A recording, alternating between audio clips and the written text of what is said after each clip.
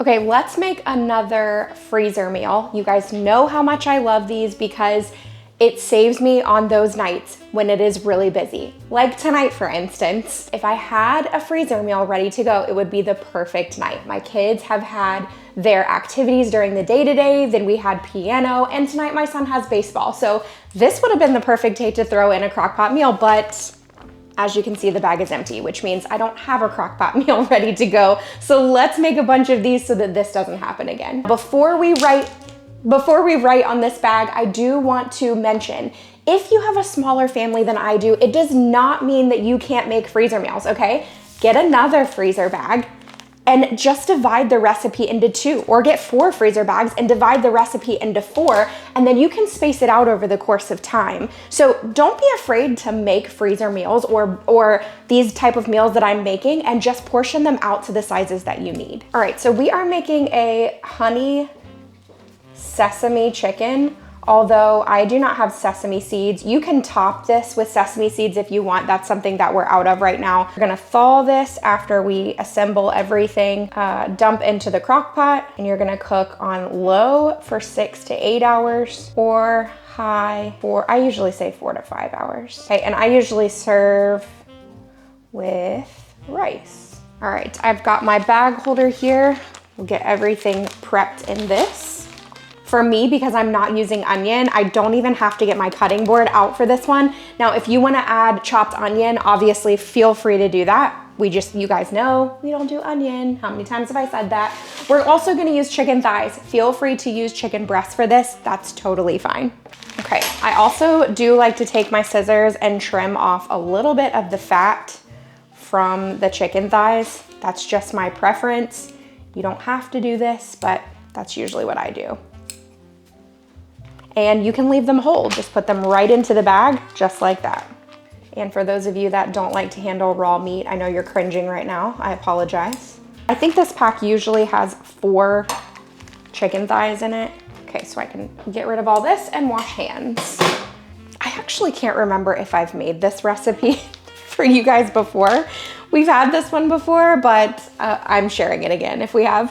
All right, so we're adding about 1/2 cup of honey. We are running low on honey, so we'll have to pick that up this week at our Sam's Club run. So roughly, actually, let's do about 1/4 cup of honey, just judging the amount of chicken that's in here. You can feel free to measure, or you can feel free to not measure, just like me. And instead of soy sauce, we are gonna be using coconut aminos. You know that we usually use that as a replacement. Again, we need about 1/4 cup. And that is gonna require me to open this other bottle that I have. All right, continuing to add about 1/4 cup there of the coconut aminos. Feel free to use soy sauce instead. You guys know we just sub coconut aminos first. Wait. I do this wrong every time. We use coconut aminos instead of soy sauce. I wouldn't add salt if we were using soy sauce, but coconut aminos is a little sweeter, so I do feel like it just needs a touch of salt, so I am gonna add that. Oh, by the way, I am out of olive oil, but I've been using this MCT oil, which is coconut oil. Feel free to use olive oil. I'm just gonna give it a squirt. It really, just like, I would say put in like 2 teaspoons, but it really just depends on the amount of meat that you're using. So if you're using more meat, maybe give it another little dash of oil. Okay, we are going to add ketchup into this. We need about 1/8 cup of ketchup, so just a few tablespoons or so. I'm just gonna do this by sight. Don't need too much. And I love adding minced garlic to this. Now, I'm also gonna add a little bit of ginger, although most recipes don't call for that, but let's add some, I'm getting ahead of myself. Let's add some minced garlic. I like to add right under a teaspoon, because we love garlic, okay? Add less if that's a bit much for you. Well, normally I would add ginger, but apparently we are out of that. Add what you have, guys. We're adding in some red pepper flakes. Go easy on this unless you really like the heat, okay? So just a couple sprinkles of that. All right, and that's pretty much it. We can take this out of the bag holder. Now, it looks like a small amount, but like I said, we serve this one with rice. So we serve it over rice. This is the perfect amount to serve over rice like that. But here we go. It can go into the crock pot. It'll be ready to go. We love it. So good and so easy to make. It's just, you dump it all in there and then later on, it's good to serve. This is a recipe you've probably seen somewhere before, and there are so many different ways to make this and so many different ways to serve it. I'm gonna share with you how we're making it this time based on the ingredients that we have in-house, and then I'm gonna tell you how we're gonna end up serving it. But y'all, the possibilities of this one are absolutely endless. All right, so this one is a salsa chicken.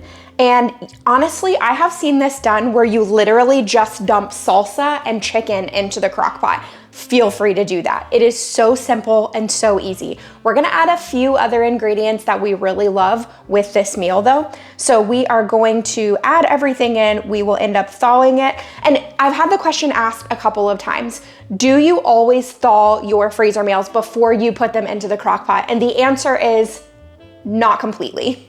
So yes and no. I usually thaw them at least enough to get them out of the bag so they slide out of the bag easily. Honestly, they thaw pretty quickly. I don't have an issue with, just setting them in the fridge or out for like 20 minutes and they'll thaw enough to come out of the bag. So I at least thaw them enough that they slide out of the bag easily.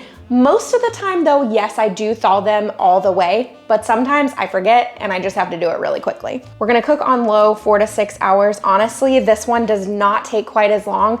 I never cook this one on high, but if you were gonna cook it on high, it's probably like 2 to 2.5 hours. It's really not a long time. You're just making sure your chicken is done. We're gonna serve with tortillas. So we're gonna basically make tacos or little fajitas or burrito style out of this. But you could serve this over cornbread. You could serve it over rice. You could serve it over noodles. I mean, the possibilities, you guys. Another thing that you can do, and I'm just gonna make a little star here because I don't know if I'm gonna wanna do it or not. Sometimes we do, sometimes we don't, just depending on how we feel. Sometimes near the end, so when I've got like 30 minutes to an hour left, I will add in a little bit of cream cheese. I know what this means, add in CC, okay? So you add in just a little bit of cream cheese. It gives it a little bit more depth of flavor. When I say a little bit, we usually go with about 2 ounces, but you feel free to do whatever it is that you like. I know what my notes mean, but that's what I mean by that. And again, you don't have to. Okay, so let's set this up again. We've got our bag holder here. These are always linked in my Amazon store. So if you ever are interested in getting them, there's a link to my Amazon store in the description box of every single video. So feel free to head over there and check out my entire Amazon store for that matter. We're gonna start with black beans, okay? So you can add whatever you wanna add here. I've seen it done with garbanzo beans, with corn. You can do it just chicken and salsa, like I said before, but we're gonna add some black beans and I do want to drain and rinse these. All right, now that is a personal preference. You shouldn't feel like you have to do it, but I just pretty much always like to drain and rinse beans. We are going to add about a cup of salsa, and I usually just get this salsa right here from Sam's Club. We've actually been buying it for a couple of years now, and it's really good. I mean, it has cilantro in it, so if you're not a cilantro fan, you're not gonna like this one. At one point they had an option that didn't have cilantro, but I don't know if they have it anymore. So we're just gonna add, this is lower. My bag is uneven, there we go. We're just gonna add roughly a cup.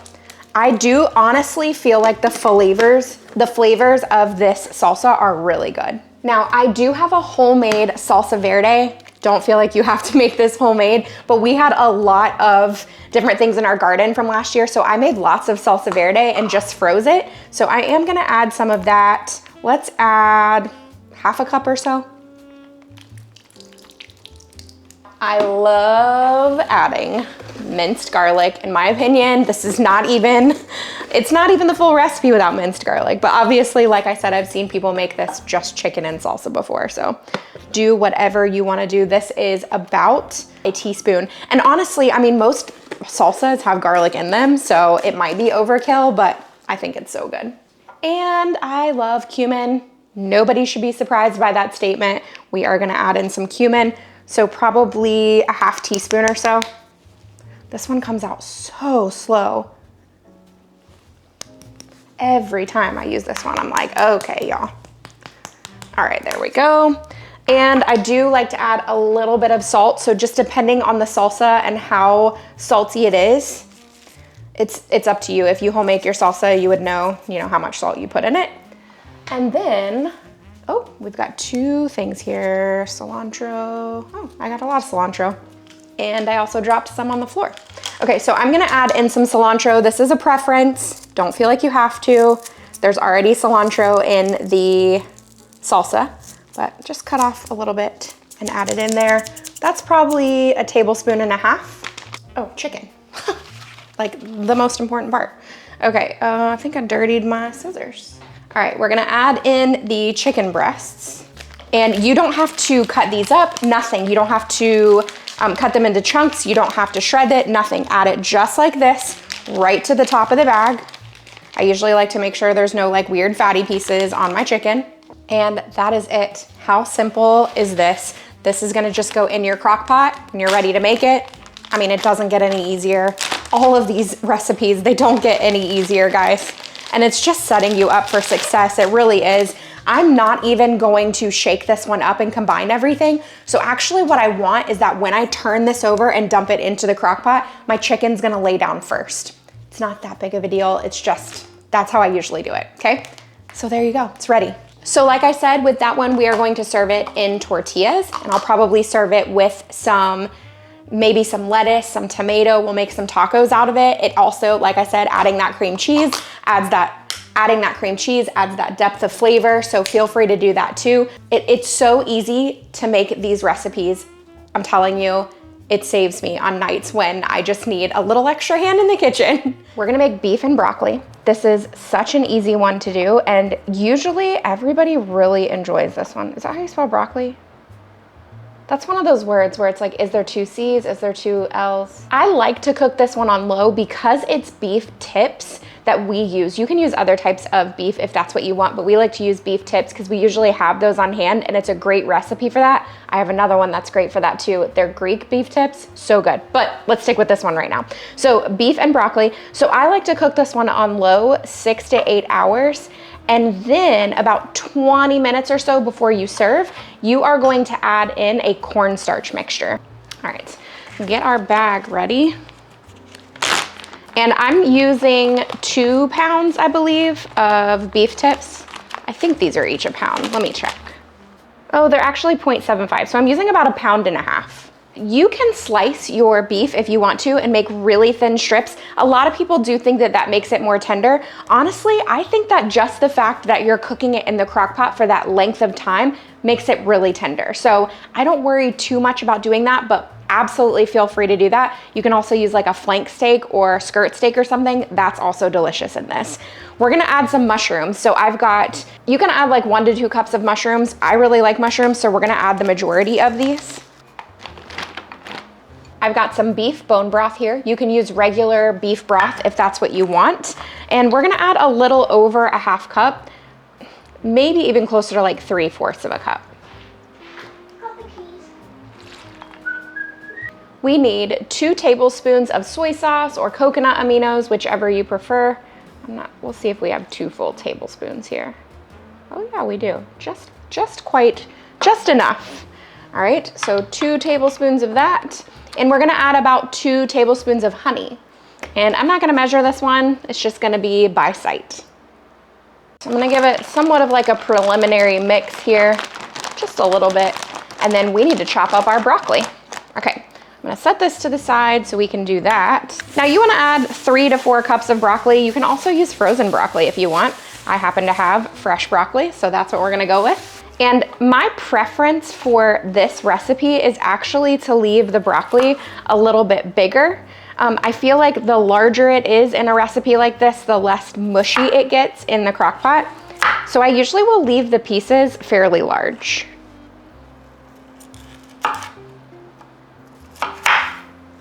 Okay, I think that's about all we're gonna be able to fit in this bag. So this is gonna be the last bit here.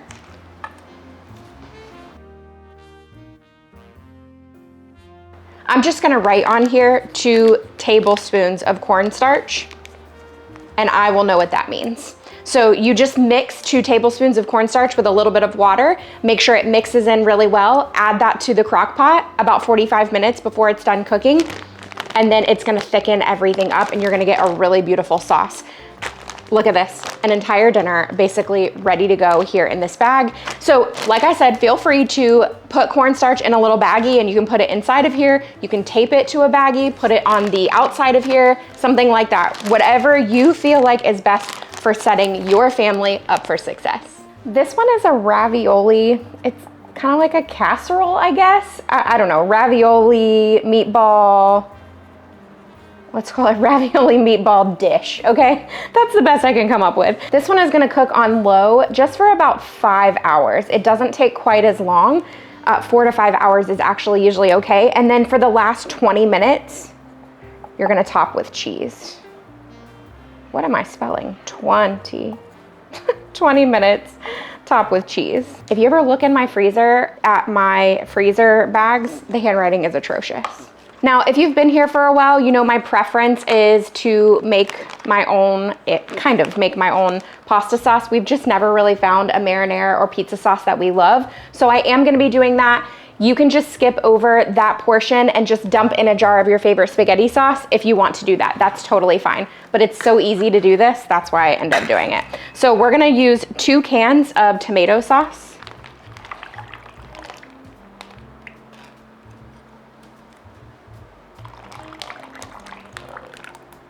If you guys have been here for a while and you've seen me do this, you know the recipe changes a little bit each time, but the most basic of recipes for this that we do, and it just ends up being something we love each time, I add a little bit of Worcestershire. It's probably, let's do about 2 teaspoons.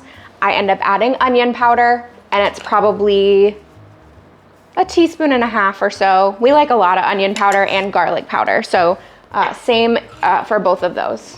Teaspoon and a half, 2 teaspoons-ish. You know, just a dash of this, a dash of that.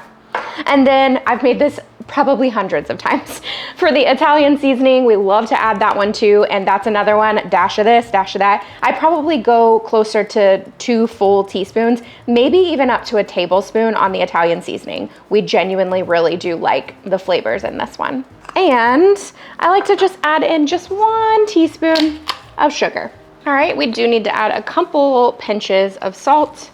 And I've also added minced garlic several times in the past, if that's something you wanna add. Like I said, this recipe changes almost every time I do this, but it's always delicious, so we like it. We are going to add a half of a can of evaporated milk to this mixture.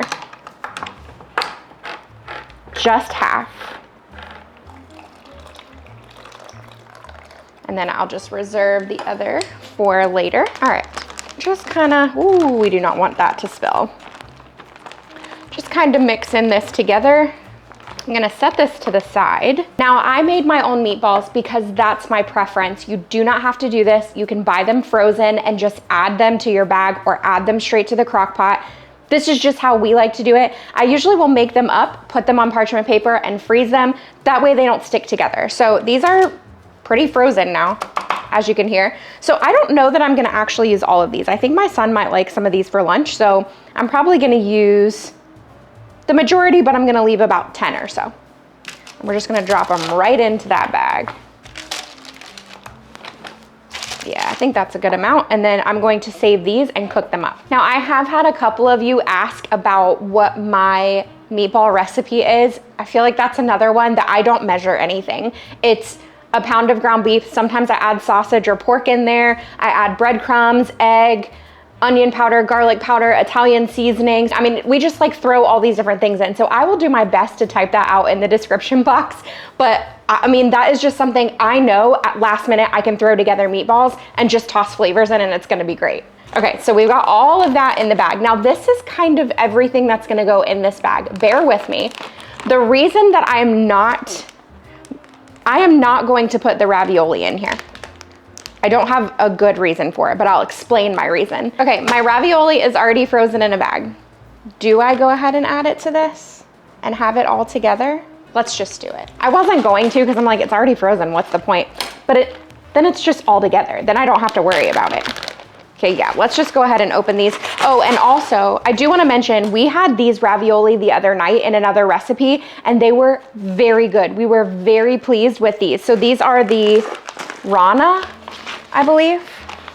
I think I got them at Food Lion, I'm not sure. Rana, Italy's most loved, family size, mozzarella cheese. It's a blend of mozzarella and creamy ricotta cheese. They were very good. All right, let's just go ahead. Now it's really all in the bag and ready to go, except for the mozzarella cheese. I am going to add those to a separate baggie because here's what's gonna happen. If I do not go ahead and put that mozzarella cheese in a baggie ready to go, then the night that I go to make this, we will not have mozzarella cheese. It just won't happen. I know our family, I know how it works. It's just not gonna happen. So I'm gonna put it in a bag, already ready to go. I'm gonna tape that bag of mozzarella cheese to this bag so that everything is ready. And this is just a dump in the crock pot and ready to go thing. Look, I knew that wouldn't happen. I bought this specifically for this recipe. This bag has already been opened and half of it is gone. So you know what? It's gonna get taped just like this. I'm not even gonna transfer it to another bag. You absolutely can though if you want to. We need about a half cup of Italian cheese. This is probably closer to 3/4. I'm not gonna risk it being gone. This is good to go. I hope you enjoyed this video. If you need more dump and go inspiration, click the link above and I have an entire playlist dedicated to just that. Have a great week.